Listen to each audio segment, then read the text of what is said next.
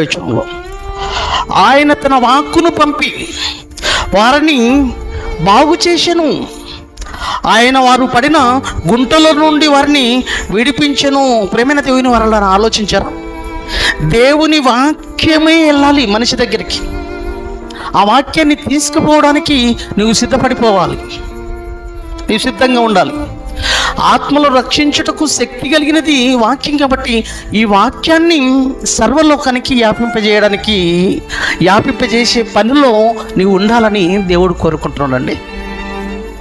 దేవుడు కోరుకుంటున్న అద్భుతమైన ఆలోచన ఏంటో తెలుసా ప్రేమైన దేవుని వారలారా?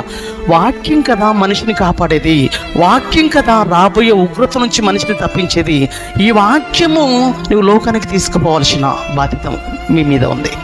ఒక ఆత్మను రక్షించే పనిలో నీవు ఉన్నావా? ఎందుకు మనిషిని రక్షించే పనిలో ఉండాలి అంటే, మనిషికి లేదా మనిషి బ్రతుకు ప్రమాదంలో ఉంది. మనిషి బ్రతుకు ఉగ్రతకు, పెను ప్రమాదానికి పొంచి ఉంది వాని జీవితం. పెను ప్రమాదంలోనికి వెళ్ళడానికి మనిషి బ్రతుకు ఆ ప్రమాదంలో పడడానికి సిద్ధంగా ఉంది. కాబట్టి అటువంటి మనిషి దగ్గరికి దేవుడు అంటున్న మాట ఏంటి తెలుసా?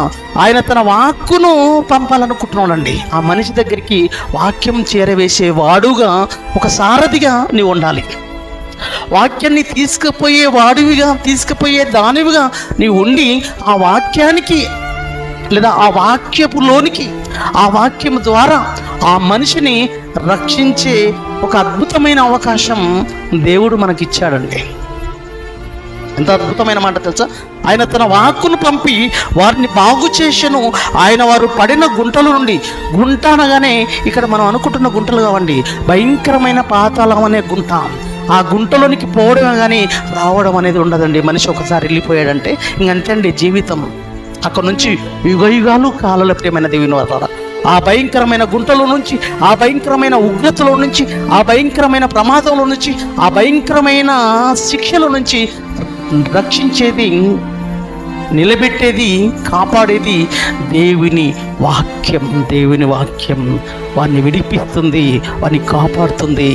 అటువంటి వాక్యాన్ని తీసుకుపోయే పనిలో నీ బ్రతుకును ముందుకు నడిపించుకుంటున్నావా?